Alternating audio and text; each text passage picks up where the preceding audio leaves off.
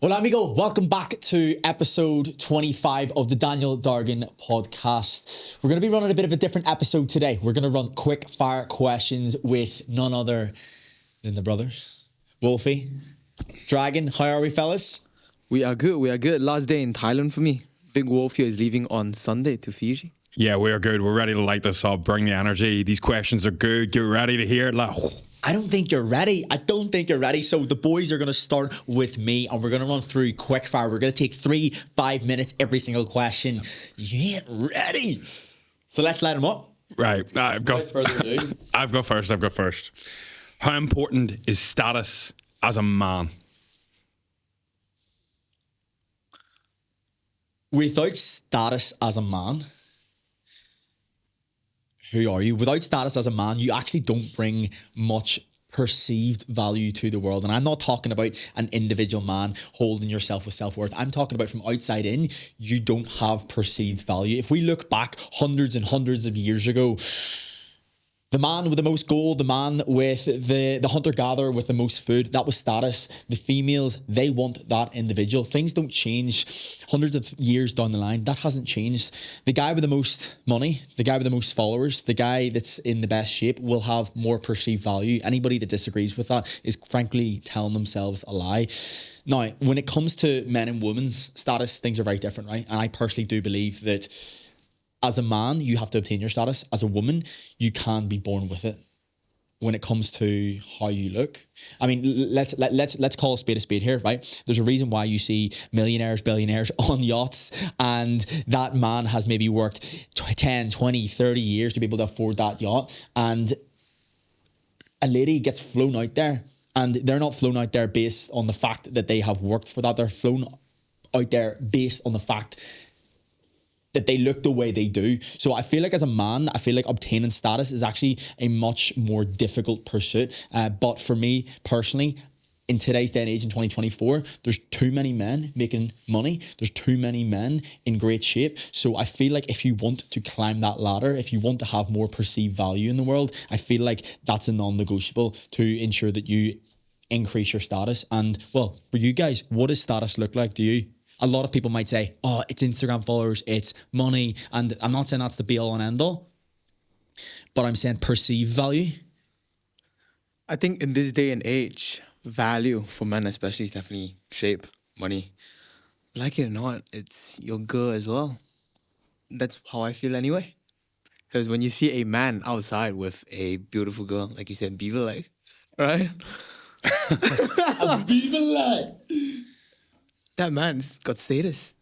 When you're with your friends, imagine you show up to dinner and you know you've got the prettiest girl. That kind of status as well. As shallow as that sounds. But there's things that are shallow, but that are also very true. Of course, people don't like to admit these things, but I mean, if we call a spade, it's like, okay, well, if somebody looks at you, they have a conversation with you, and then somewhere along the conversation they realize you have 1 million followers, does your perceived status go up or down? Massively up. Entire conversation changes, shifts immediately. In what way? It changes from this like where it's really hard to explain. It's like all of a sudden like a light switch gets hit on and they see me in a different light. That's the best way to explain it. So I could be talking to a girl and she'd be like, what do you do? And I'd be like, oh, we just travel around and I do like fitness. And she'd be like, throw me your IG. And as soon as the IG loads up, the first thing is, holy fuck, 1 million. They just become naked. They just appear and their tits are out and it's madness. No, here's just take me. The reason for that is, right, status. It's just things that's hard to achieve. It's currency, right? Yeah, it's just things that's hard to achieve. I think as well, one thing that I want to add there as well is I think once you get what people perceive as hard to get, and it is status to people who don't have it, whereas people who already have it, it's no longer status.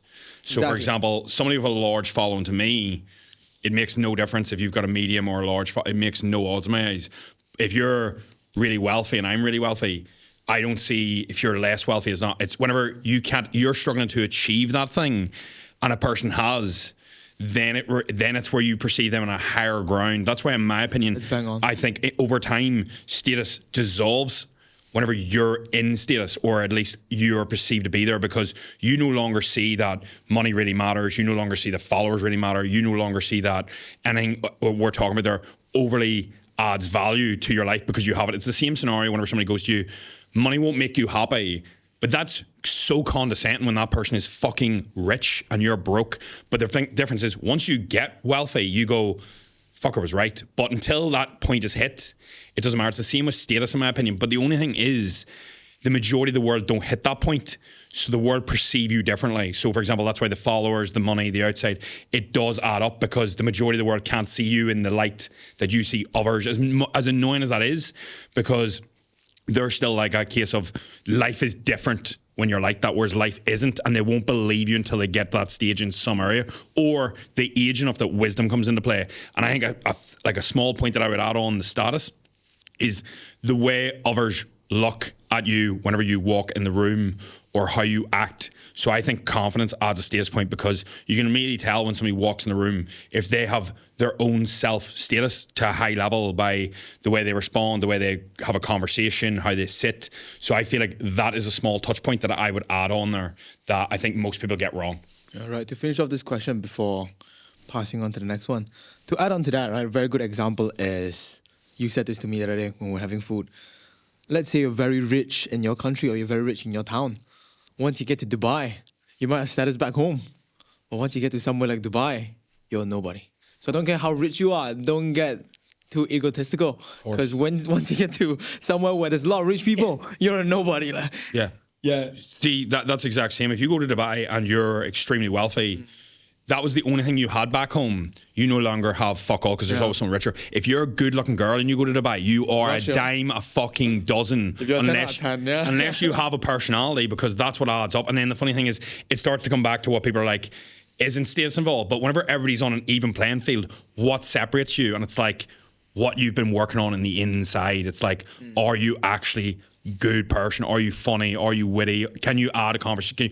That's whenever, like, it's like you take multiple beautiful women on a date, or a woman goes out with loads of men and they're all well-do, they're all doing well, and it's like, yeah, but what one is husband or wife material? And it's like, it's not to do with the looks, because everybody's good looking, because it boils down to that it's once everything's added, it's like, what's the next way I disqualify people? And you can't add more status variables, so it's like, that's the next one. Jim Carrey says, I wish everybody could have all the money they'd ever wished for, so they could realize that it doesn't mean everything.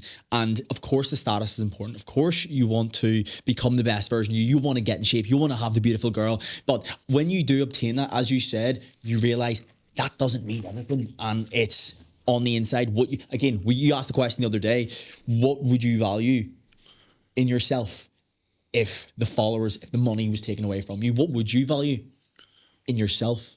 Straight off the bat, for me, it's, I will always give a laugh. That for me is the thing. Like, I enjoy having a conversation with somebody on a proper, deep, meaningful level.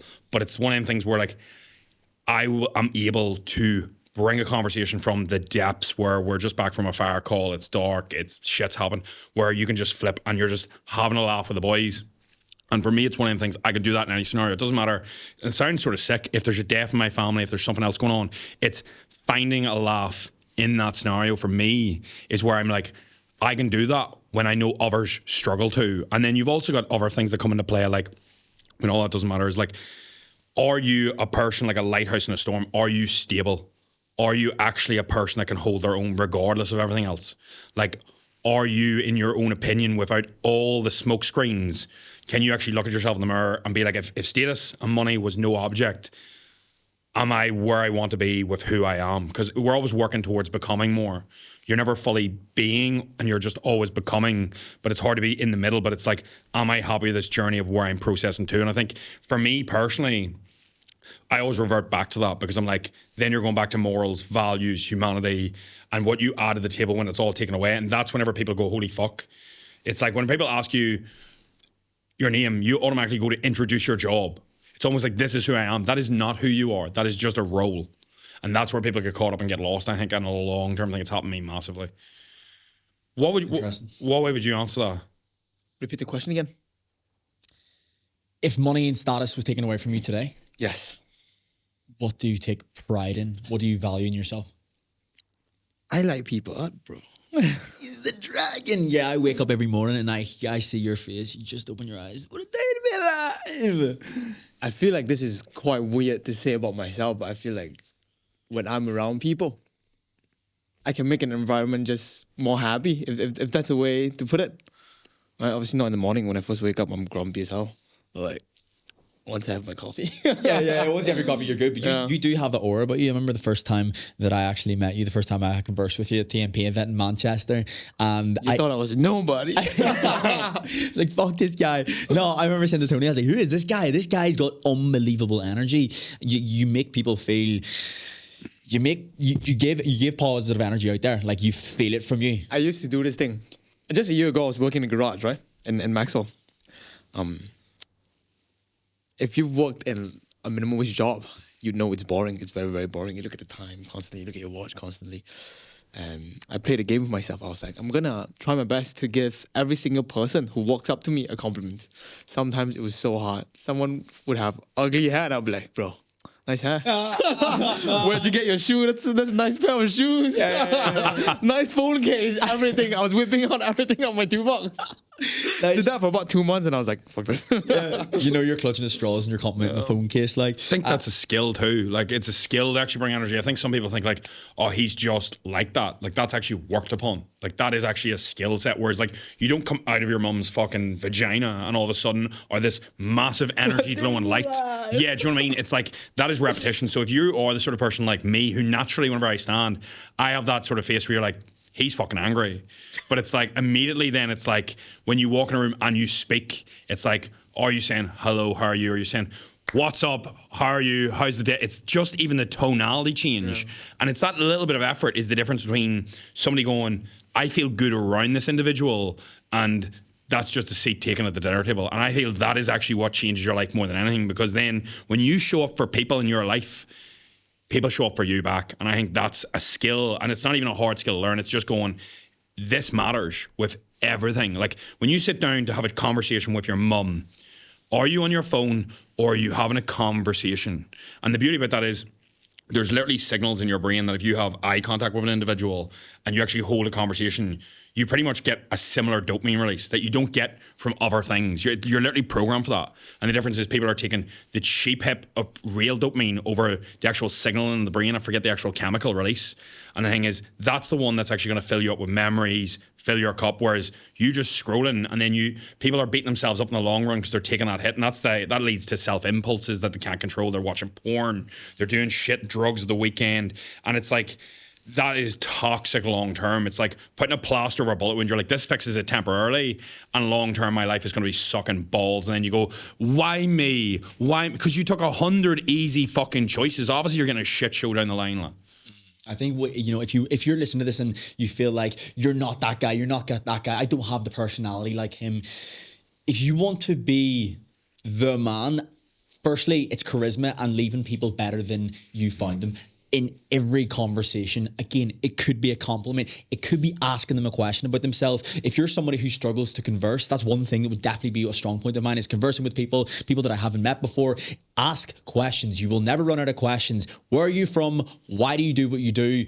Ask deeper questions. I feel like it's so normal nowadays to ask somebody how you are and not give a fuck about the answer. So let's ask, if you want more deep, meaningful conversations, ask somebody, what do you do and why do you love what you do? That's gonna yield a much better connection straight off the bat. So ask questions, be interested, and that's gonna lead you to be seen as a much more charismatic individual. I feel like this leads me nicely into my question to you, Dargan. Run it back. What do you think separates winners from losers? In your mind, anyway. One thing. Very simple. Two things, actually. What separates winners and losers is, number one, impulse control. Being able to delay gratification long enough, being able to put in the work day in, day out, even when it's difficult, and not expecting an instant reward. The longer period of time between the effort put in and the reward, the bigger you're going to win. If you can't go 30 minutes without picking up your phone, if you can't focus for 20 minutes without scrolling on Instagram, you're going to struggle. So I think that's the first thing that I would focus on. is your impulse control. And if you're looking at an action step, actually, when it comes to doing a work block, put your phone in the other side of the room. Do the 10-minute rule. If your phone's sitting there and you're working 10 minutes on the clock, then you can check your phone. You're going to be able to work on your impulse control through that. That alone is going to completely change your life. Number 2, it's when shit goes south, when things get difficult, it's knowing that this is just a bad day. I'm not going to give up, because when you give up, that's it. You're done. Like you guarantee failure. But when you keep putting one foot in front of the other, when you do not quit and you have that do not quit mentality, you can't lose. You cannot lose. If you're trying to get in shape and you mess up your diet, but you learn from it and you go again, you learn from it, you go again, and you keep refining, no matter if that's in fitness or in business, no matter what, you will eventually acquire enough knowledge, enough of competency to win. So don't quit, and impulse control. You have those 2 locked down and you're going to change your life very quickly. Phenomenal. Personally, people overcomplicate winning massively. Winners and losers, same person. Winner just didn't quit. End. That's it. No Perfect science answer. behind it. Sums it up, doesn't it? That's it. It absolutely does. I would also look at an individual as well. You have your accelerator, you have your brake. If you want to win long term, don't just focus on the accelerator. Look at the brake. Look at those hurdles, the one thing that's slowing you down, the many things that's slowing you down. If you just avoid those, if you stop fucking going out at the weekend, if you stop saying yes to the slice of pizza, like what to do, if you just avoid making mistakes, you're going to get further than where you want to go. A lot of people think, oh yeah, I need to be doing ice baths, I need to be journaling, I need to be meditating. It's like, no. What do you need to stop doing? Like, I need to stop doing this, I need to stop doing that. It's like, you stop those things and your life's going to change very, very quickly. So focus on the brake, avoid those things, and not always just focus on the accelerator. When I stopped going out, when I stopped eating shit, when I stopped sitting, pulling the dick off myself, I became a better man very, very quickly. But when I was doing all of those things, I was still journaling, I was still meditating. So ask yourself the question, what is holding you back? Jordan Peterson says it. You've probably seen everyone's seen the reel, right? Yeah. You want to change your life, sit on the end of your bed and ask yourself, what's one thing that I know is holding me back? One thing that I would change, that I could change. Ask yourself that question, and it's a question you need to want to know the answer to. You have to be really honest with yourself. You figured that out, that's going to get you where you want to go very quickly, as long as you back that up with implementation. Good answer. I love it. Yeah, let's go. I want to ask you a question, brother, because I feel like this is... we got that. Fire away. Okay. You're in the gym. I am in the gym. You're hitting a top set on a hack squat. You're about to go into the heaviest set of your life. What do you think about? What does Joseph Yip think about before he goes into a set?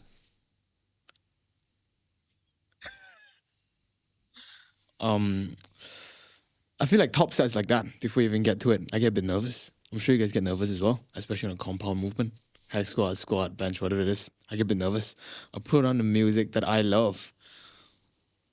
I always just go towards dark energy. Every time I train is dark energy. Obviously, when I was younger, 17, 18, when I first started the gym, it was my first heartbreak because it was very recent, right? But lately, for those who don't know, my brother's in coma, was about 14. He got hit by a car. And it was a hit and run, right? I always think about why my brother, why my family. Just think about the situation my family is in. And I get angry to get into that set. What does it make you feel?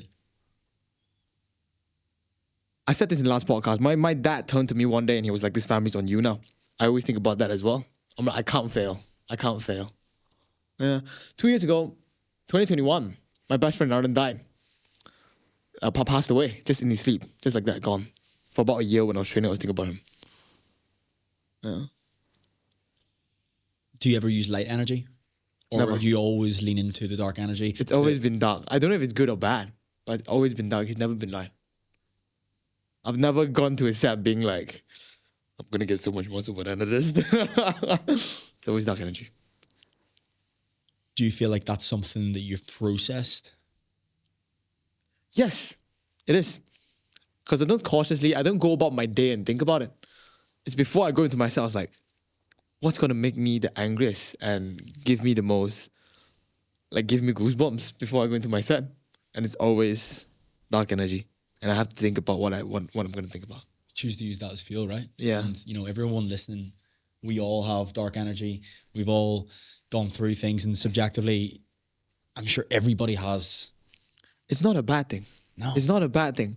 Dark energy has brought me and you this far. I don't know how much is someone dark energy, you probably do as well, right? It's gotten us this far. I can get you far as well. So if you've been broken up boards and we're summoning devils, We've got demons. exactly, summon your it's demons. It's a switch that you need to Yeah, flick and yeah. use it. Like, use your dark energy. Use whatever Exactly. you have. Exactly. Don't think of your demons as a bad thing. Make it your friend. Yeah, make that your friend. What do you think about before that? think before with diving, I think it's very important to get clear on, like, whenever you suppress an emotion or a thought process so much that has caused you trauma to that extent, you're not processing it. So although dwelling on it and bringing it up all the time might not seem like the healthiest thing to most people, I guarantee if you're sitting in an ice bath and I tell you you're going to sit in that for an hour and it's freezing cold, you're going to be like thinking about all the good things in your life initially at the start. But when push comes to shove and it gets where you just want to quit, your mind will reach for the answer that it feels will motivate you most to stay in. Everything else will be quitting on you, and your mind will be like, what can I bring to the front? Like, and your mind will bring to the front the thing that has caused you probably the most pain. And I always imagine that the pain will change if the set is complete.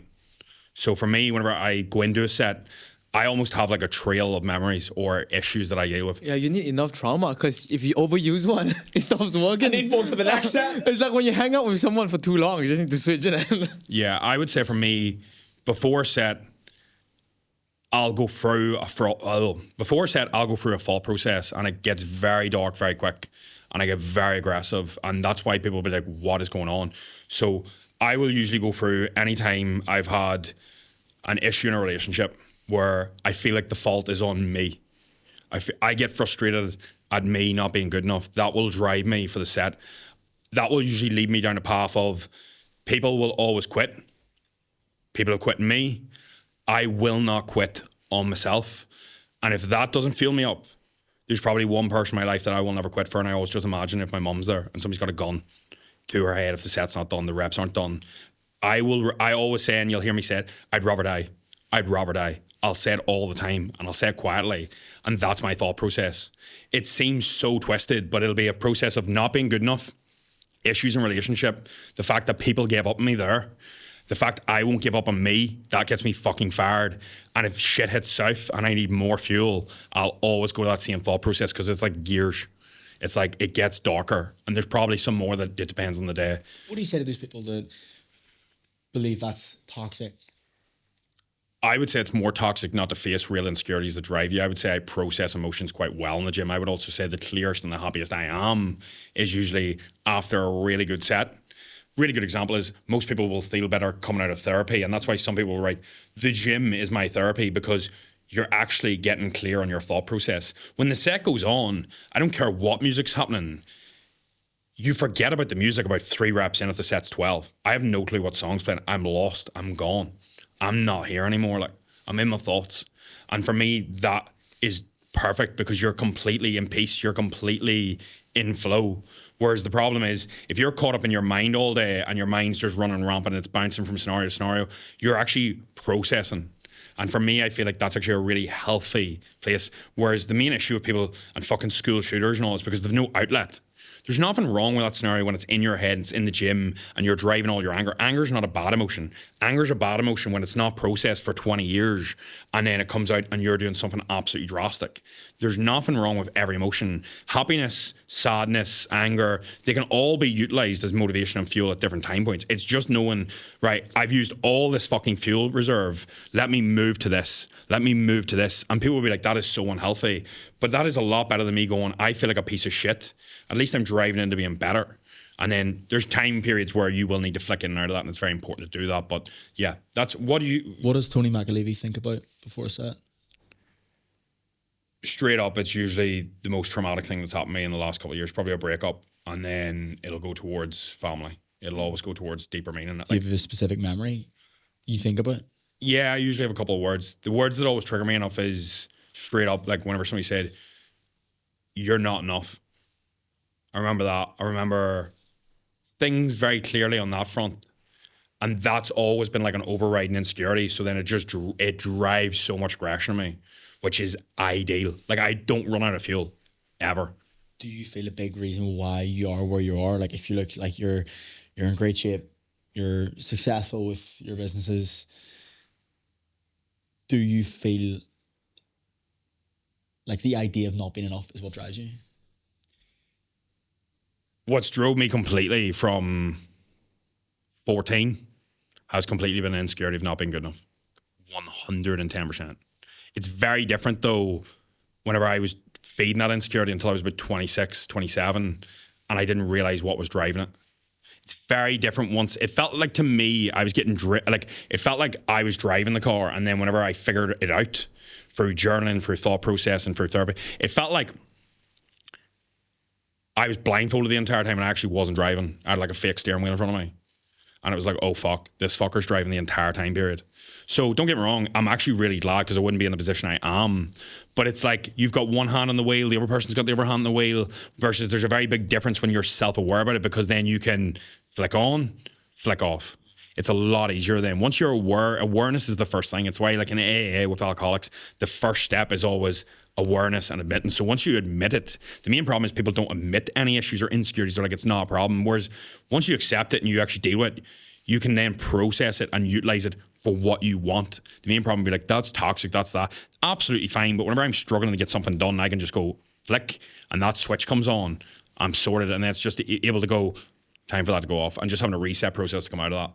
It's a bit dark, but it's one of the things where for me, it has 100% led me to where I am. I think most people that are super successful in any area of life, most athletes, most of this, aren't coming from a place of love and affection and cuddle. It's usually from a place of something's went south somewhere, and then that's the outlet.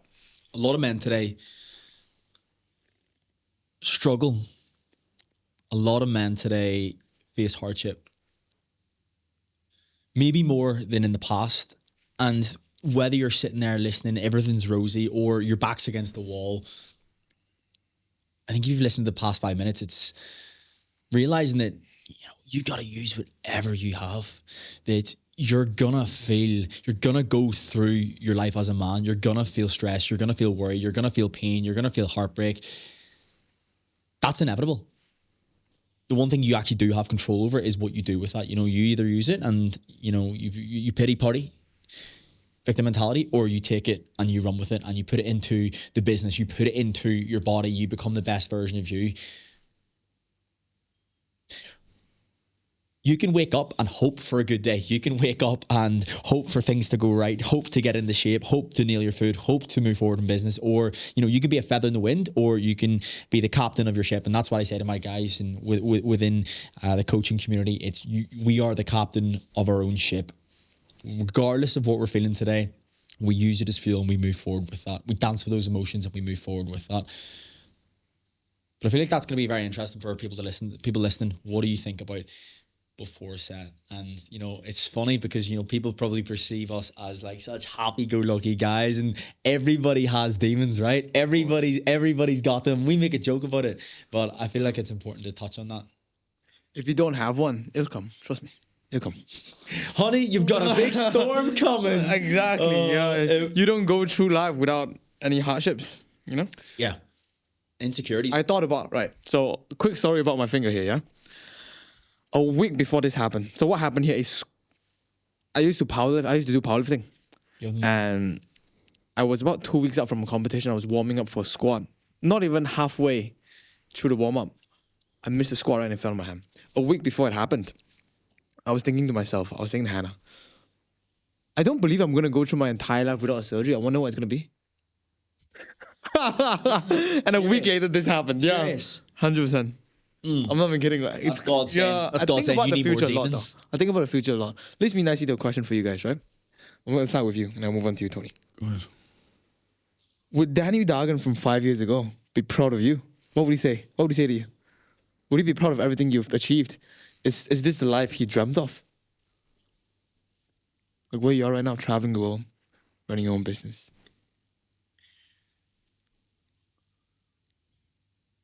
He'd be happy that he wakes up happy. He'd be happy that he doesn't want to go to bed and not wake up. He'd be happy that he looks forward to the days ahead and knowing that he's actually a positive force for the world and not taking from it. You know, the Daniel 5 years ago, like people maybe listen to this podcast, they follow me on Instagram, and you guys didn't even know me back then. Like, I was not a good guy. Like, I was a very toxic, manipulative person. I wasn't doing anything with my life. I was a loser. And so many people maybe feel like that right now. But if the Daniel of 2019 could see me now, you could tell that 2019 Daniel that path actually exists, that it's laid out in front of you. He would never have done the things that he wanted to do. He would have wanted to wake up. He would have wanted to see what days lie ahead. So yeah, he'd be very proud. What was his hopes and dreams?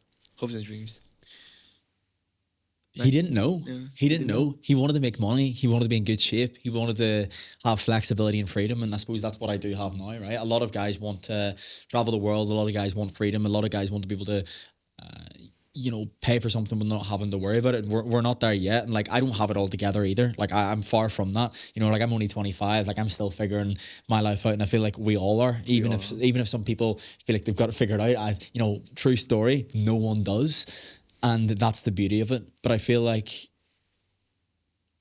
I'm no longer directionless.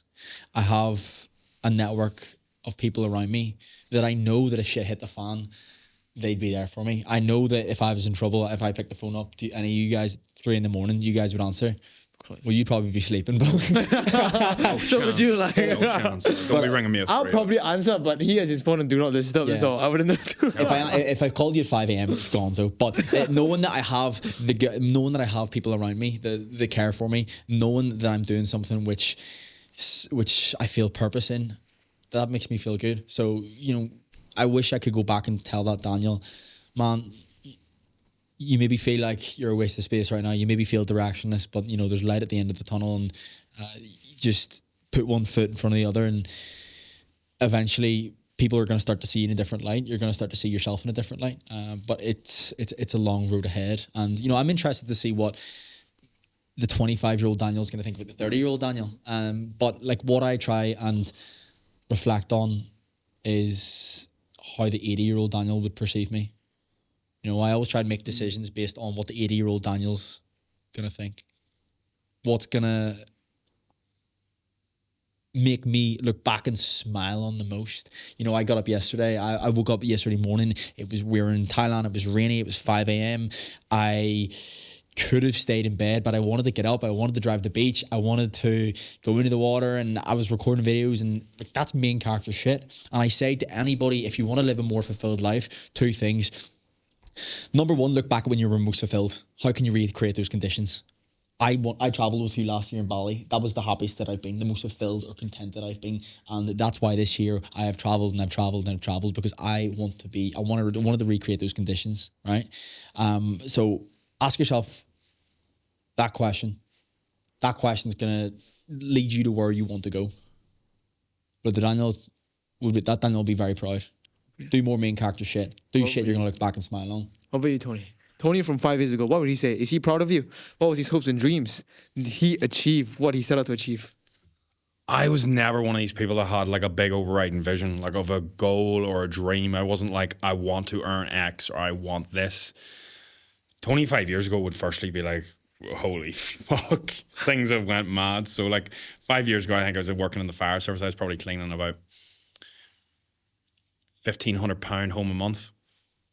Like £1,500 a month is insane. I don't know, like what, like money's not everything, but even a case of like, he probably, I know Tony 5 years ago probably be like, oh sweet, we're finally jacked. Like that's probably like the main thing that was like my biggest driver back then. So for me, it was a case of, I've always just been at a scenario where for me, like I've been quite level-headed. So like money, followers, that will all come true. But for me, it's just more so, as long as I've had a good, enjoyable time on the journey, I've stayed true to what I felt was right in the moment.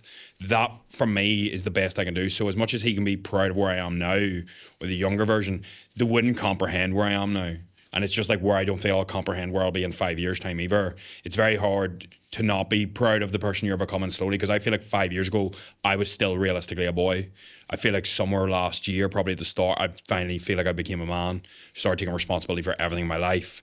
Didn't feel like things were up to chance. Don't get me wrong, I still made good decisions beforehand, but now I feel like I'm a lot more grown up in every area, whereas I feel like I don't go running to people to help me make decisions anymore. I take everything on my own, like responsibility. Don't get me wrong, I have used to in my corner, I have other people in my corner, but a case of like, I'm just ready to deal with shit. Whereas I feel like a lot of the time when I was that age, I was very in the wind, like almost just going with the flow, very emotion driven rather than mission driven or where I want to be or who I want to be. Whereas now I let them override everything. And so for me, 5 years ago, I think he wouldn't comprehend where I am now in every single area, because I didn't know at the time what I was wrong, if you get me, or how I was operating. But man, I was like 100 kilos in the fire service trying to get big. Like, it was a different ball game. That was the main goal, wasn't it? During that time, priority number one was to get jacked. My priority was probably, I was feeding that like insecurity of like not being good enough with to do with like once I have enough muscle and I'm pretty much bigger than everyone, then I'll be enough. That was pretty much driving that. But at the time I was just like, oh, I'm looking up bodybuilders online and I'm aspiring to be these people, whereas that's all fucking toxic. Would it be fair to say that back then one of your insecurities was that you were out of shape or that you didn't have the money that you wanted? No, like I'm not one of these people. Like I've never been the sort of person that like has derived my value from looks or money ever. But the funny thing is, it's just where like my outlet's been, because I'm like, what can you change? I'm like, bodybuilding's a very transformative experience. Like it's like you put in hard work and you see the result in time.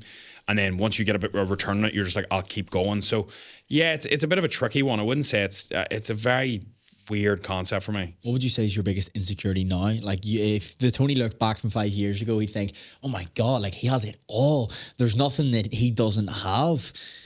Yeah, I have everything that I would have ideally wanted in like an ideal life. Like I remember flipping the coin to quit the fire service and I caught it. And sure, I didn't look at the coin. I just went in and quit because I was like, I know where this job is taking me for the next 30 years. And that is great. And I would love it. But I'm just like, I'll always look back and go, what if? And I goes, I wonder if I hit it big, where I'll go. And my scenario was always, sure, if it fucks up, I'll just reapply and join back. And the thing is, I would never have banked. I'd go as far as it's went in 4 years, maybe. It's probably shorter time period. So yeah, it's a bit fucked. Like it's intense. But I think that's a real. A lot of people look too far, whereas I was just thinking, right, how do I make more than the fire service so I have the freedom to do my own shit? And I think most people get caught up in like, how do I have 1 million followers rather than like, how do I get 1,000? Or how do I get 5 clients rather than an income? And I think just taking each day as it comes with each step, you can only see, I always highlight this to people, whenever you're doing anything in life, your vision won't become clear at the start because you have not passed level 1. You take the first right step, the best step you possibly can, and the left step will be automatically next. It will come to you. Until the right step is done, you'll not get the left, and then the following right. And then before you know it, you've made 10 steps, but you can't see each step. The problem is people are on the first step and they're going, where's step fucking 10? You can't walk through the dark and go, where's the, you can't fucking see. So focus on the next step and have faith that it comes after 1, 2, 3. It follows through because that's how your vision expands. You can't comprehend where you're going when you're at that level. Now I'm like, right, well, how do I get onto television, or do I go to YouTube because I can do my own TV? Like if I told myself 5 years ago, I'm going to try and get on X TV show and not like reality shit that I was getting asked on, like he would have been like, this is overwhelming, and you just become inaction. You do fuck all but overthink, versus the vision becomes clear the further you get. So don't worry about where you're ending up.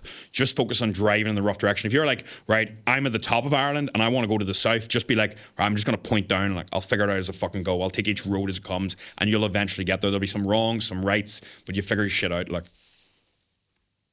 interesting. I was thinking about that when you were talking about your self from 5 years ago. The biggest shift for me, probably the biggest insecurity I had when I was younger, which I don't even know if I've mentioned on a podcast. It was actually insecurity from my own parents. And my parents are the most loving, the best people ever. But my mum and dad, like, they came from absolutely nothing and they've done so well for themselves. And I always felt if I'm not on a trajectory to amount to anything close to where they are, I'm a failure. And they're never going to be proud of me. And this was an idea that I constructed in my head. My brother, like, in school, like, he was very intelligent, he studied very hard and he did better than me, and I had like this insecurity that I was like never gonna amount to anything close to what they would, and that killed me. And I think that's maybe a big reason why, like, I jumped at the flight school opportunity, because I thought, well, this is a way that I can be seen in a more positive light somewhere, that's something that's maybe more successful than what it would have been otherwise. And I think Daniel of 5 years ago would just be proud that I no longer feel that insecurity. That's something that doesn't keep him awake at night. And I don't know where that stemmed from. But that's one. When you were talking about that, and you were talking about, like, again, that younger version of you, just got me thinking about, when you said about your mom, and yeah, that's a big one for me, man. It's like riding a bicycle, isn't it? You don't know where you're going. You know what the end goal is. Like, to anyone watching this or listening to this, your day will come. It's kind of like getting on a bike, right? You keep falling. And then all of a sudden, you got it. The day will come. I think the main thing with that as well is the problem is people overcomplicate things. So riding a bike, like you said, is a perfect analogy. And the thing is, you have belief that you can ride the bike, because there's not really many humans that struggle to ride a bike, right? So you see it constantly done. You be even in the street and you see the 5-year-old girl across from you and she's riding the bike, and you're like, well, I'm seeing proof in front of my eyes, I can do it. That's the same with the driving test, same with everything. But whenever it comes to building a business, making a big leap, building an Instagram following, whatever it is you want to do, that's a very big dream or a big mission, you probably don't have somebody around you that's done the process right in front of you. So the initial steps, you're completely in the dark and you don't know where you're going. You don't have a fucking clue. And then it's actually the self-belief to continue trying to take the step, or even take the initial one, because I think the main reason people take inaction or don't take action is because they actually don't go, it's going to work. Whereas if you feel like it was 100% going to work, what would you do? That's the difference. And you just treat everything like that. That's how I treat, like, my family turned around to me now. And when I remember saying, I'm getting into property now, and there was no, oh, I'm not sure about this. They were like, right, well, this is the next venture. They were all in. They were like, right, they literally teamed up and were like, right, what do we need to do to help this succeed? And I was like, fuck, you're all in on this very fast. And they were like, because everything you do, you don't quit till it works. They were like, so if it's happening, they were like, it's either happening this year, 5 years, 10 years, but they were like, it's happening. It's going to happen. So if you just treat it like it's always going to work, then you act completely differently. And as a result, you have complete skin in the game. When there's a way out, you'll always take the way out. That's why when you burn the boats, or whenever you go all in, it needs to be all in. It's the same with a relationship. Whenever people are like, they leave the door half open because they're like, I'm not married, I'm in a relationship. Whenever you're in a relationship, realistically, there's only two things. You either get married or you break up. And one of the main issues in today's society is divorce is less frowned upon. So it's a lot easier to hit the eject button now. Whereas when there's no other way, but you're like, I have to work for this, you probably work for it and end up in a better situation from it. That's my thought process with success in every area. Business, physique. Like if your life depended on getting a six-pack, you'd get a six-pack. No matter how big, no matter what issue there is, there's somebody that's been in your circumstance and done it. And it's the same with business. There's been somebody who defies the odds. The difference is, I don't like the why factor, but the fact is you are happy enough to quit. People know what to do, though. People know that they need to send the message. People know that they need to say no to the pizza. People know that they need to say no to the nights out. It's having a fucking burning desire to go and do it. And what you said was actually a really important point for anybody listening, that, if they want to change the trajectory of their life and they know what avenue they want to take, it's learning from somebody that's already done it and having a mentor. And if you don't believe in yourself, find somebody that does. Like Tony that's how, I became friends with Tony. You were one of my mentors, my first business mentor. You had paved the way in front of me and I seen, right, okay, this is possible. I want to learn from you. And I wouldn't have got to where I am today if it wasn't for you. Like, I appreciate that. I think whenever it comes down to it too, though, it's like, as we're saying with the self-belief and the way you're saying about like the follow through, it's so easy to win now because the majority of people are so weak. Like in every area, like I see it all the time. See, once I lift the hood up and I'm coaching somebody, I know if they're straight up gonna win or they're not. Like you coach somebody and you know if in 4 weeks, if you just know because it's everything they do. They check in late, they check in on time. You know the difference. It's the way they do it. It's the way you do one thing in your life is how you do everything, and it's the same with that. You know, because I'm like, this person has hard work drilled into them, and the problem is most people think they're working hard. Line them up with somebody who's done it for time. Like you line up somebody who is like, fuck, tracking macros is hard. That is a habit of mine. Like that is just done repeatedly for years. That's just on autopilot.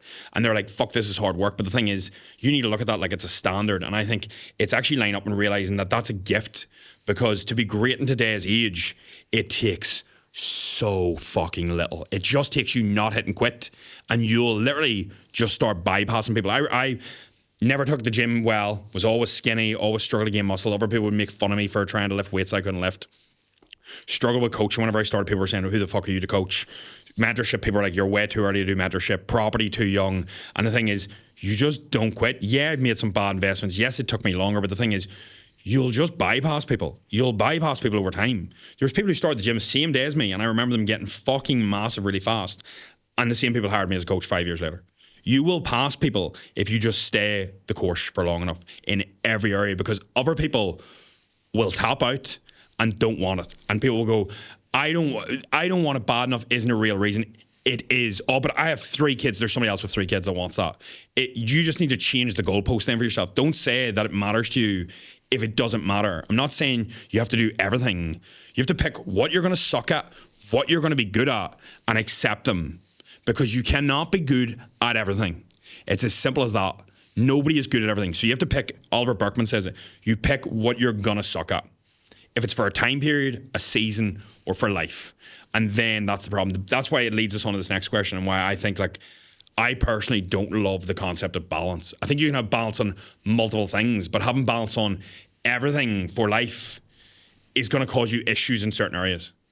You've only a certain amount of bandwidth, a certain amount of energy. And, you know, one thing we were talking about the other day is when we take fitness, for example, these gurus, these charlatans online talking about balance, telling you what you want to hear. If you want to get into incredible shape, you cannot do it with balance. You cannot do it. You cannot have your cake and eat it at the same time. You cannot go out eating pizza, drinking, eating shite every single weekend and get in incredible shape. You need to choose what you want to do. And I'm a big believer in leaning into imbalance for a period of 3, 6, 12 months. Then you level out with balance.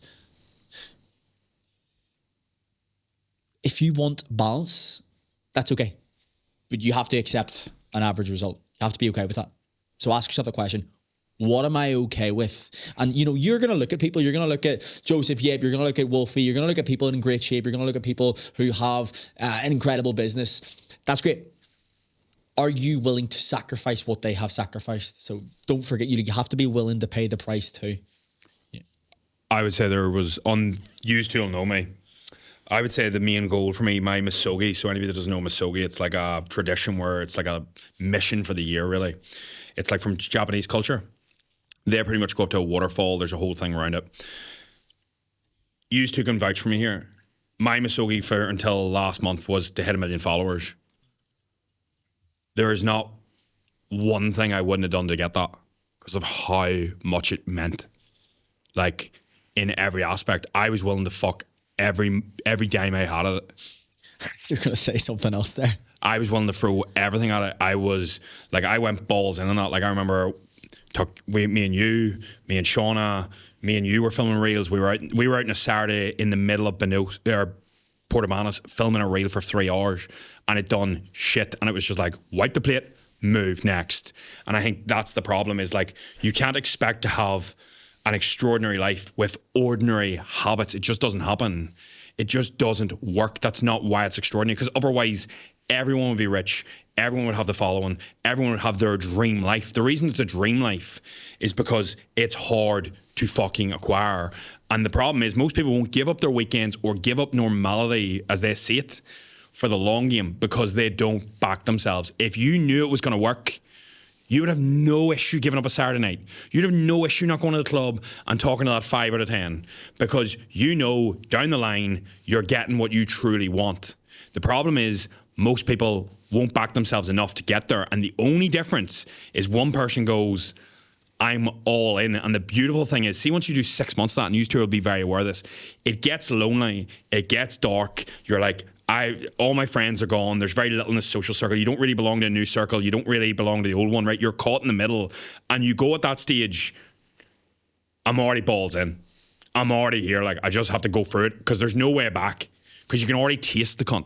You taste it. You're like, it's there. It's there for the taking.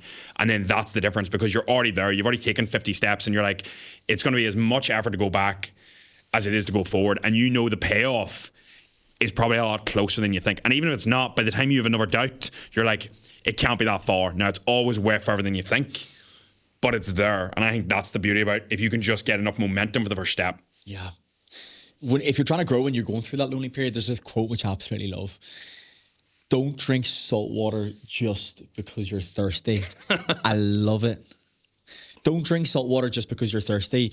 If you're on a self-improvement journey, and the easier choice would be to succumb to the loneliness and go out with the boys and get on the beers, but you know the best decision is to wake up Sundays and film content. Don't succumb to the loneliness. That's not that life that you're looking back on.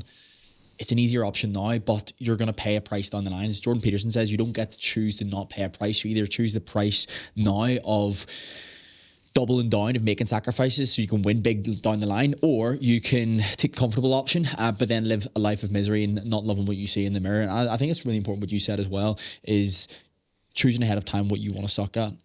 What did you sacrifice to get to where you are now? What did you choose to suck at? With fitness, when I was trying to get in shape, I didn't really sacrifice anything because I didn't know better at that time. All I wanted to do was get in shape, and get in shape I got. That's not even English, but you get the point. I will go to the gym. No, the thing is, right, like what you said, if you taste the end of the journey, you're not going to stop, right? It's like when you start the gym, you find it so hard to go to the gym. I'm sure you guys will notice. Anyone who's new to the gym find it very hard. But there's always this phase where they get addicted to it. Because they got a little bit of result. Then, oh my gosh, this is sick. I got a little bit of result and I started going to the gym twice a day. Right? But I do think that balance is not a thing. If you want balance, you just maintain everything. Yeah. If you suck at everything, but you do everything right with balance, you get everything to a very low level. But if you want to push something else, you're going to have to maintain everything else. Let's say if we decided we want to push business, right? Fitness would be on maintain mode, like maintenance mode. I'm talking about all in push. If you wanted to go all in fitness, something else is going to be maintenance mode. So what do you say to those guys that think it's toxic? That think it's toxic to cut out the foods that you love, to work for hours on end? What do you say to those gurus? Have fun staying fat, like. I went to a course by Dr. D. Martini's Genius, and I'll never forget the analogy he gave me because it's absolutely hilarious. And he was talking about how people are struggling with balance, and he goes, whoa. He goes, I want you to imagine you're naked in a bath. And he goes, round the bath are all these taps. There's 10, 12 taps, depends on the individual. And this is your friends, your family, your fitness, your dream business, whatever else is going on in your life. It could be your 9 to 5. These are all things. And he goes, they're all flowing at 50%. Because he goes, right now, you're not great in anything. You're average in everything. And he goes, if you want a great relationship at the start in the honeymoon period, what happens? And he goes, you turn the relationship tap up to 100. And he goes, the problem with that is, though, if you don't pick the area that you turn down the other tap, something just shuts off. And this is why you see all the time people who go all in fitness go 100% up to fitness and their relationship tap goes fucking off. And it's because they don't pick where they're going to suck. Before somebody does a push into a bodybuilding show, they don't go, right, I'm going to dial down business because this is going to be very taxing. Most people go, I'll just start a bodybuilding show. And then they're going, why is my life shit? And it's like, because you don't have the time. The water in the taps is your time. And if you don't pick where it goes, you're fucked. And that's exactly why the balance does not equate. Yeah. If you have balance and everything, that is great. And if you're satisfied with that, I actually slightly envy that, because I wish I had the personality type that was okay with everything, because I'm always super self-critical. I'll always want more. I'll always do better. Now, don't get me wrong. I have enough, but I like to see progression. Whereas there's people who generally are suited to the 9 to 5, and I have no problem. Like, I think people that bash that is stupid. But if you're somebody and you pick yourself apart, you can feel there's more. You need to stop listening to the message that everybody else is, because this idea that you see somebody come online and they're talking about not beat yourself up, Joe, eat the takeaway at the weekend, Joe, don't worry about things, Joe, you're fine the way you are. That is the single-handed worst advice for you if you are super self-critical of yourself, because what that is a plaster over a bullet wound. I'm not saying you need to be this monk mode isolation, but you actually working on yourself and living by what you want rather than what the mainstream say is normal, because you're slightly obsessive about the way you want to train or eat your food or get up early or ice bath, or you, whatever matters to you is what matters to you. It doesn't have to be what everyone else is wanting. And I think that's where one person gains mainstream media and everybody thinks he's right. He's right for a group of people. He's not right for everyone. That's why James Smith speaks to one person, Andrew Tate speaks to another. They wouldn't be getting traction unless they spoke to people.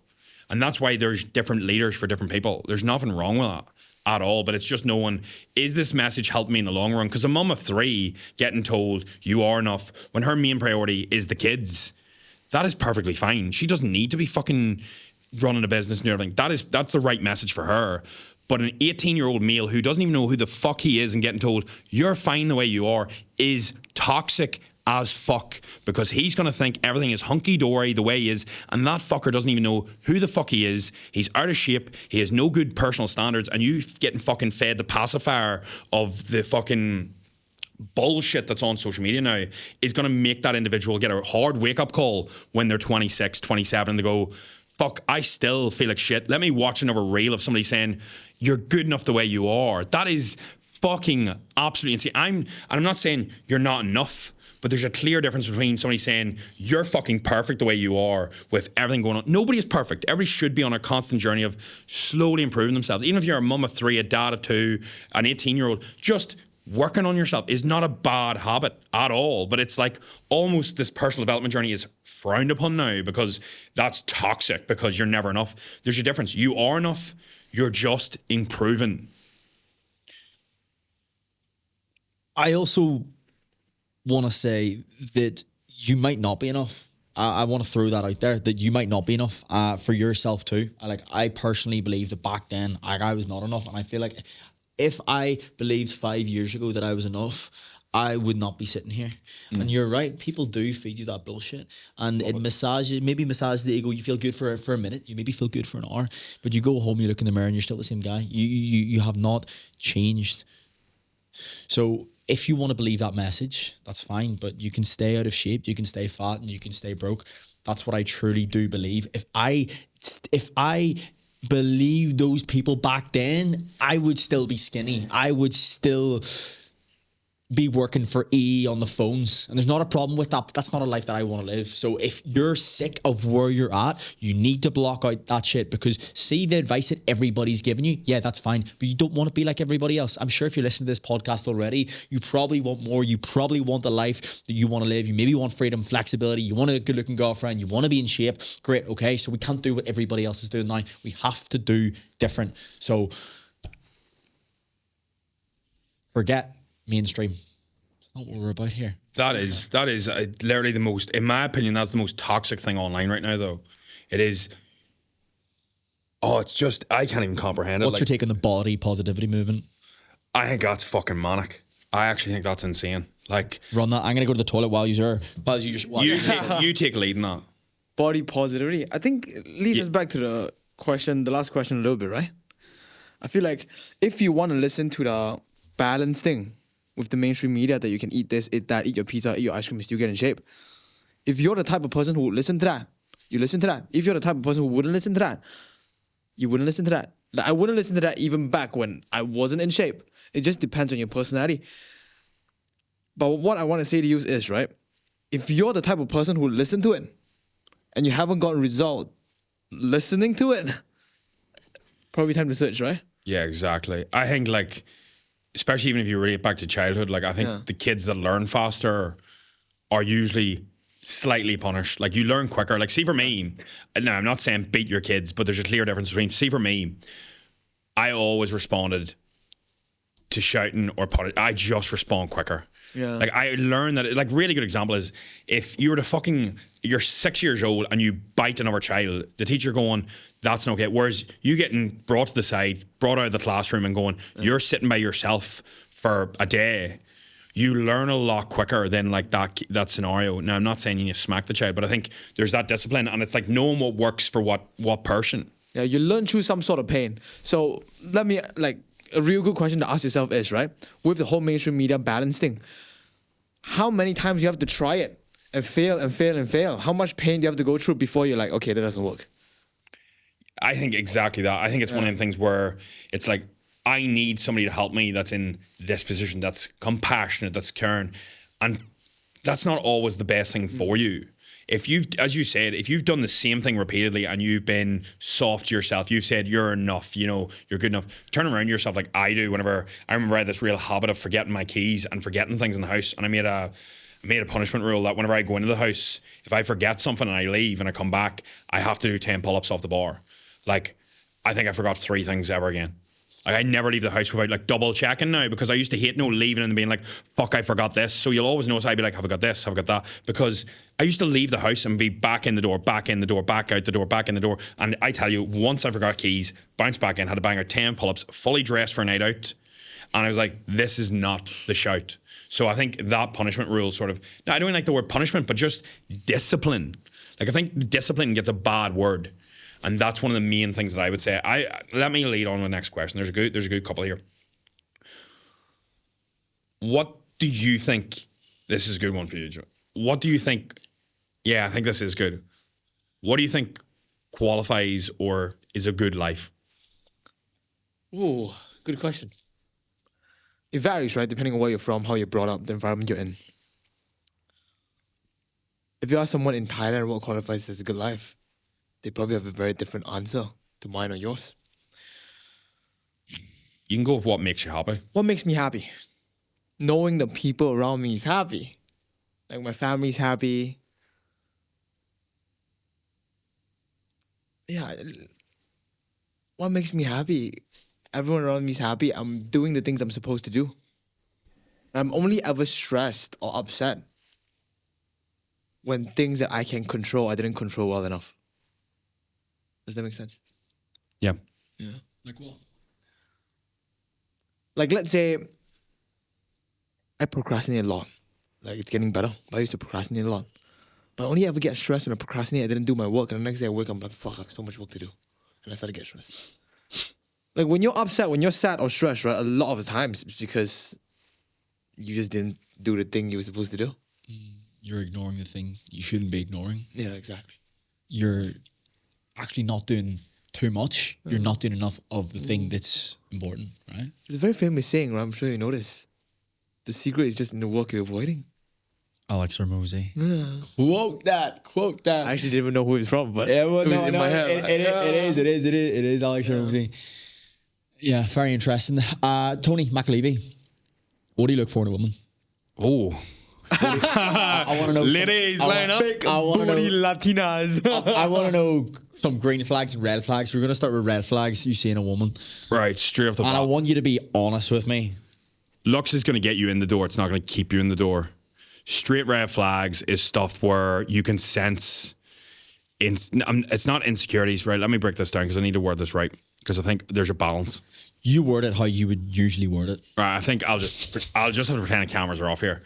Look, straight off the bat, looks is going to get you in the door. But then I think what most men get wrong is they don't treat the woman like it's a qualifying. They just think, oh, I've got a good-looking woman now. This is game on. Good-looking women are just like well-to-do men. They're still a dime a dozen. It's the person on the inside is what I find more attractive down the line. First 2-3 months, light work. After that, it's figuring out like, what way they respond to situations. Like for me, it's the red flag is whenever shit hits the fan for you or something goes off, what that individual does. Do they listen? And I think the biggest green flag is just pure communication. I think most women, being straight up, like men, are not emotionally mature enough. They don't understand the situation like at all. It's all to do with like, what's the best way to put this? Like Emotions. Yeah, it's trying to understand each other. I'm trying to figure out what red and green flags I've got. Like, Let's look at red and green flags on a first date for you. that's far easier, right? Straight off the bat. Let's go with this. Main thing I'm looking for is how she treats other people, not me. Waiting staff. Waiting staff, how you speak to people, the way you hold yourself, the way if something goes wrong, how you act, what's your energy like, what's your demeanor like. If I see somebody else hold a door for you, do you even thank them? Now, that's not everything. And I understand, there's other things on your mind, but how you actually are as a human being to others is going to highlight to me the most important thing is that when somebody is of no use to you, how you treat them speaks everything. Because right now, you're of use to that individual. There could be a time period where, you're not doing well, there's issues, you're not functioning the best, you're in a bad form. Is that person with you? Or are they just beside you? There's a very big difference. And it's like having one of the boys. It's one of them things for me. I think a lot of people fuck things up in the initial stages because they just focus on the romantic connection. And that is so, in my opinion, people overanalyze that and think that's hard to get. That is very easy to get. That is super easy to get. All you have to do is be fun and have a laugh and break the touch barrier a couple times on a date and they'll get the butterflies. And that is the actual process of that. It's actually just having a little bit of effort put into the date, not looking like a smug, having a bit of charisma, a bit of character, and all of a sudden you change the chat from like where you're having normal conversation with the boys to like where you're having that like where there's a little bit of oomph, the way you look at her, different things. That's very easy to get. For me, the difference is, do I see myself with you after a couple of dates long term? Like, could I be with you and know you're who I'm going to start a family with in 10 years? That's what you're looking for, right? Exactly. If you're looking for fucking just a bit of fun, no issue. But I think a lot of people start with fun, get emotionally attached to somebody that they wouldn't qualify as a wife, and then 5 years roll and they're like, it's been fun. This is just logically the next step, and they're miserable with 2 kids. They haven't actually went out looking for a wife. They've went out getting what they can get or going, it's just a bit of fun. And I think most men and women then get emotionally tangled, and that's the main issue. They don't go out, like most men don't go out and be like, I'm looking for a wife. Getting what you can get. Fucking bang on. Men getting what you can get. Selling. What a dangerous place to be, right? I feel like when you work on yourself, you attract the woman that you want. When you don't work on yourself, you attract the woman that you need. And that's a dangerous place to be. Say there's a guy going on a first date. What advice would you give him? Oh, straight off the bat. When it comes to a first date, it depends what age are we. Like, He's 25 years old. He's rocking up on a first date with a gorgeous girl. What's your best piece of advice? being straight off the bat, the first thing you want to do is not take it serious. I think that's the flow. I think once you start treating it like this is everything and this is going to be, that's why, although I say like treat it like it's a wife, you treat it like you're normal. You go on like it's just a bit of fun. And when the fun flows and you have a good time, it's easy to actually qualify the individual. And that sounds hardcore, but once you're having a laugh, it's easy to ask a deep question and figure out about the person, or see how the flow goes, see how the conversation, do they bring what you're missing in your life? Are you a fun individual? No. Is she fun? Is she driven to an extent where it's actually going to compromise? For me, that's a case as well. And I think the main thing is just going and being like, I want to have a good time. That's why whenever I've ever done a first date, I would always pick things I would want to do with or without the individual. And then at the end of it, I'd be like, did I have a better time than I would have by myself? Because I tell you what, I would have a good time by myself. If I was going to take a girl out on a date and we were going to go jump off fucking a cliff into water, right? Because that's something I would do. And I'm like, did this person add fun to this? Even if they were hesitant, was it like fun? Even if they wouldn't get in, was it still something? Or was it like, I would have fucking rather done this by myself? That's why I'm like, would you rather go to dinner by yourself or with somebody? And that will tell you everything you need to know about that. I think most people go, did she like me? You're putting all your validation on the other individual. And if you can get a second date, and that's the main issue. The goal isn't to get a second date. The goal is actually to be like, did I have fun? Was this good? And if you had fun, you can guarantee the other person did as well. When do you go out on a really good night out with the boys and you go, I had loads of fun, and everybody's like, that was really boring? It doesn't happen. Either everybody's having a good time or nobody's having a good time. And when you focus on you enjoying it, the other person will naturally as well. And I think that's the main thing, because you two will know me. Cold approach, going up straight off the bat, having a straight up conversation wouldn't be the strongest point. I would back myself that dating is so light work. It's the easiest thing ever. You just need to put in a little bit of effort and you're light work everyone in that as well. That's so simple. Anything you struggle with is a skill though, right? Anything that you struggle with as a man is a skill. Through enough repetition, you become proficient, right? Yeah. If you're not competent or confident in approaching women, you just need to be more reps. It's like I always say,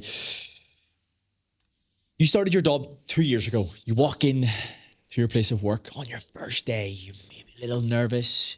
Your palms are sweating.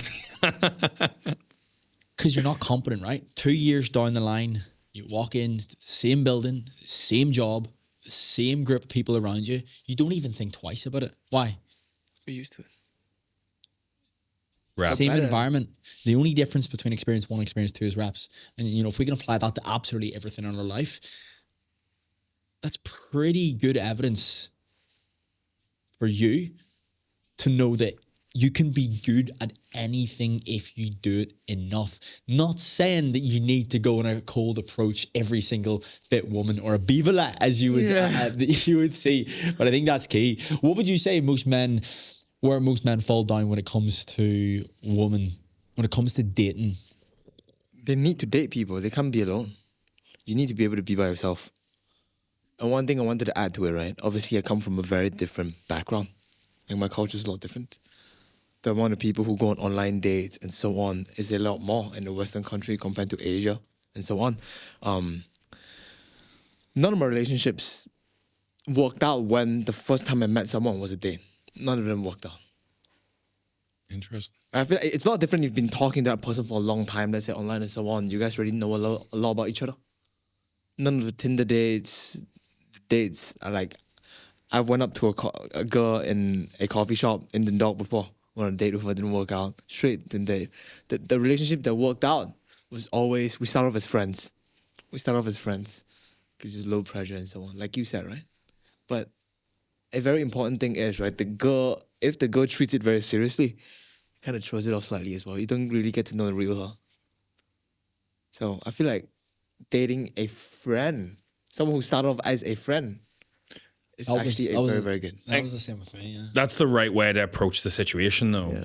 Like, I don't approach it, like, I'm being straight. Like, whenever I take somebody out on a date, I'm not like, how do I fuck this person? Yeah, but it's more like sometimes the girl treats it that way as well. The problem is that I think that's bang on. That's why I was like, it needs to be about having fun, and that's why I related it to like going out with the boys and having a laugh. Is this person somebody I'm like, I enjoy hanging out with, rather than like, she's really good looking to stand beside me. Yeah. Like, I rate that, because I think that's the reason that's flourished for you, because there's been zero pressure. Exactly. And I think that's the reason whenever I first started dating when I was like 17, 18, you struggle enough and you have shit times, and then you realize you're like, fuck it, it's just never date. And you realize that one went well, and you're like, why? And it's like, because you have done a couple of reps, and then you don't care anymore about the issues or the problems. And friends, right? You get to know the real them. They don't dress up. They don't act. Oh, you get zero no makeup. Like. Yeah, you get to know the real them. They don't show up. All right, I have to be on my A game today. Yeah. Right? If he pulls out the chair, I need to be like, thank you. Sit down, put the legs together and so on. Yeah. Have you ever been on a shit date? I have. Tell me about it. It was so bad. It was a Tinder date, actually. Right? Not only did this girl use a picture that's about 5 years old, this was after COVID. So I'm pretty sure she gained about 10 to 15 kilograms. KG.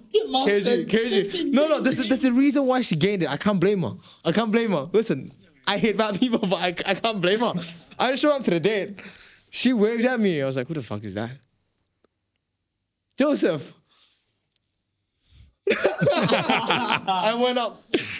Put it in reverse. If you go on first dates, especially online dates, low maintenance coffee, because you can walk up very easily. Yeah, never go for food. Never go for Oh, 100. Corners. right. Your corner. You're like, shit, I have to finish this meal. Like, got a coffee, sat down, was talking to her. She had a sad life, like, right? She started telling me the entire day. I think the date was about an hour because I called it so soon. I was like, I need to do this. I need to head. She had this chronic disease where she couldn't leave the country. She couldn't leave the country. She had to go to doctor visits pretty much every week to inject something. I don't remember what it was. It was quite a while back. TRT, like. But she spent about 30 minutes talking to me about her chronic disease that she could never leave the country and how depressing it was. Interesting. Wonder what it was. I forgot what it was. I could probably text and ask, actually. Just flame her on a pod and then ask about it. Yeah. This is going to sound so bad. It was in the middle of town of where I went to college. The coffee shop in the middle of town. I hate this word, but she was so bad looking to the point where I was like, let's go for a walk. And I took her down an alleyway just so I wouldn't be seen with her.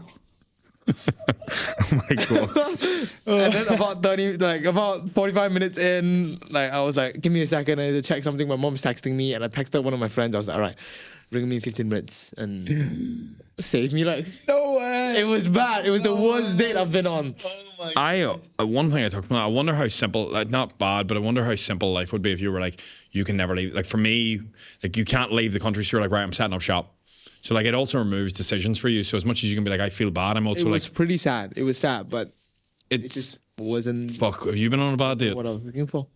I told you guys about one the other day that I went on. I was in a relationship for 6 or 7 years when I was younger, and then I had a spell of about 2 years in between. And yeah, I went on a fair few dates. After a while, I stopped going for drinks because I felt like I was going on drinks dates, spending 200 quid on this girl that, okay, we'd wake up the next morning and we wouldn't see each other again. And I felt this was so... Ripping your It was soul a away. vacuous existence. It was does, emptying yeah, my it does. soul and my bank account. I didn't have any money then either. So there was this one date. I remember it was December. I'm not even gonna put a date on it. It was a few years ago. So we'd arranged to go for coffee. I was gonna pick her up and we were gonna go for coffee. Oh yeah. You did say this. And that was great. She was a good looking girl. We were gonna go for coffee. I was excited. I was actually doing my coaching course at the time. I finished on the Friday. I shot her a text. Right, okay, I'll pick you up at 7:30. Great. She was like, no bother. Just let me know when you're 20 minutes out so I can get the wine. I said, the wine? We're going for coffee. We're going to Starbucks. What do you mean the wine? She says, well, we're hardly going to sit in the car and talk sober. I was like, man, what do you mean we're going to sit? Am I that bad? I was like, yeah, I was like, bro, come on. So she said she was going to get a Deliveroo to get a bottle of wine. I was like, what do you mean? So I called her. I called her up. I was like, are you serious? Like, like, is this a joke? She says, no. Like, I'll have one now and then I'll have one on the way. I was like, bro's getting a carry out to go to Starbucks. So when I heard that, even though I wasn't dating to marry, I was not dating to find the wife. That's just not an individual that I wanted to give my time to. So I said, listen, enjoy your night. And then that was that. Phone down. And then after that I got blocked and that was gone forever. But that was an absolute shit show. You So- were probably a dickhead when she was probably ringing her friends. This Danny that fucking cancelled on me last minute. What a prick. Yeah, but you know, I I mean, if we did, it's probably the girl was actually just nervous, and maybe it was a social anxiety. Of course, it was maybe a social anxiety thing. But for me, I actually just don't have time with that. It's not my. It's not my problem if somebody It's not your type of person. It's not my type of person. It's not my problem if somebody can't socialize with me sober, because that's the kind of individual that I'm looking for, right? Maybe So- a lesson in that for her at that time period. Maybe she's changed, now she's different. You know what I mean? It's never a bad thing. It's like, it's the exact same as like if you're fucking melting somebody and they decide not to date you anymore, like you should take the lesson from it rather than get frustrated with the individual. You're like, well, why has this happened? And she obviously just needed a load of drinks to even look at you. Like, Yeah, she's I like, I was need the that beer bad, goggles on for this cunt. Like he is not the type. Like if I'm gonna go to bed with this fucker, I need to be drunk. Like, Why do exactly? Why do you think I got the teeth done, right? No, I'd oh fuck God. I had a fair few. Yeah, I had some interesting dates. After a while, I started to bring them to the sea because I said, okay, number one, I want just dunking. Trying to drown them in the sea. I pray to dump a body. Like. Yeah, no. I used to bring them to the sea at 3 a.m. The evidence. No, I used to bring them to the sea because I was like, every Tom, Dick, and Harry's bringing them for drinks, right? Needed a wash. Yeah, and also Sponge and soap, like. Yeah, of course, yeah. No, every Tom, Dick, and Harry brings them for drinks, and you know the girl can get dressed up to the nines. I wanted a girlfriend that I could wake up in the morning, look at, and be like, she's actually gorgeous. Man. This is why I don't like makeup. Huh? This is why I don't like makeup. I'm not a fan of makeup either. Yeah. I genuinely, I am not a fan of makeup. I know like Tia very seldom wears makeup, and like I said to her, I was like, when she does, I'm like, oh my god, no, like you look gorgeous without it. Don't fire out on any makeup. She's like, you can't say that. I'm like, that's a compliment. Yeah, you to look great actually without you. makeup. I was Yeah. like, you look beautiful with it. I was like, I'm not a fan without it. So personally, you know what I find very interesting? I find it very interesting, especially growing up. I used to think about this. Girls that are maybe more attractive when they have their makeup on, and maybe aren't as subjectively attractive without it. They put down guys who they would be on their level if they had no makeup. But it's easier for girls though, you know? Of course. I have a question for you actually. 2 questions. Do you believe in soulmates? Do you believe there's someone out there who's for you? You choose your soulmate. I feel like there's so many people out there that you can cultivate that connection with. I truly do believe that. If I look at Tia, we had very little in common. We were very different people. We evolved as people. I don't believe in fate. I like to feel like I'm in full control of my destiny and full control of my decisions. So if to answer your question, no, I don't believe in soulmates. I feel like you consciously have agency and you constantly make a decision based on whatever you feel is important to you at the time, and you work on it together. I feel like I struggle to think there's 7 billion people in the world and the one soulmate lived 30 minutes down the road from me. I feel like I That'd be creepy as fuck. I think the entire concept of the one is wrong, but it's the idea that it's the one you pick. It's the one you choose and you go, Of course. you're who I want. It doesn't matter if there's better out there. Of course. You're who I'm choosing. And when you actively choose, I think that's when it becomes more because you have other options. And I think that's the difference a lot of people get fucked up to is it's not loyalty if the person doesn't have other options. It's loyalty when people are throwing themselves at an individual and they're still like, I want you. That's whenever shit hits the fan. Versus I feel like a lot of people, if they got somebody else thrown at them, might not still pick the same individual, and that's how you know. The one that got away. What was your second question? The one that got away. I feel like that kind of answers the question. Because what if that goes perfect for you, right? A goes absolutely perfect for you. You guys met at the wrong time and the wrong thing was said. Just based off that one action. And you never got to know the real person. Maybe it was a bad period in your life. Right? You never got to show your true colors. She never got to show her true colors. For you guys too. Yeah, this is something which, I dealt with beforehand. And, I always thought that, they're like, previous people in my life, like that's all one that got away. And, then after pondering it for quite some time, speaking to different individuals, you realize that time's passed. I've grown. They've grown. We're not very different individuals that have different values, maybe different morals. Yeah. They want different things from life. And accepting that you're not the same person that you were. And they're probably not the same person that you knew, that you were once in love with. And that's okay, right? That's okay. I feel like you can really attach yourself to this idea. And, someone might be listening to this thinking, the one that got away. I'm thinking about her, I'm thinking about him. Don't attribute meaning to every single thought that comes your way. Just because they come into your head doesn't mean that's the person for you. I'm sure my mom or my dad, their ex of X amount of years ago, that might come into their head, or someone's, you're human, right? But that doesn't mean that individual's for you. She's not the one if she didn't pick you. That's it. The one will pick you every time, no matter what you do. Simple as that. I think that's when you know it's the right person. Versus that idea of the one that got away is completely contradictive. Because What if makes she you say was, that, though? because if she was the one, she doesn't have to pick you. It'd be right. Yeah. The one doesn't pick you because of everything you do right. It's everything you fuck up, and they still go, "You're the dickhead I'm still with," because I want you deep down. I actually disagree with that. No chance. Because think about it this way, right? Let's say you get a girlfriend next month. You think that girl will go on a date with 19-year-old Tony? At that time period, no, but that's different. Right? So it's kind of like, Yeah, but if I've met that person when she's 19, I'm 19, the difference is when you meet the individual.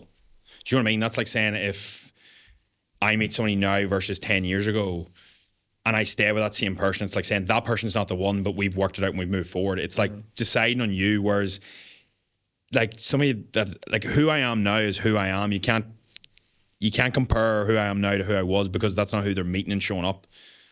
Does that make sense? It's like me going to you, I don't like you because of the way you were 4 years ago. I don't know who you were 4 years ago. I can only take you at face value. Do you know what I mean? Yeah. And I feel like if you live off the idea that the one got away, you're literally, no matter if you believe it or if you don't, you're literally feeding yourself the idea that there's somebody that is made for you and they're with somebody else. That is toxic. That's that was toxic. the two That questions. is There we so go. toxic. Answer. Well, I wanted whether- to get that out there. Get that out there. Whether that's right or not, right?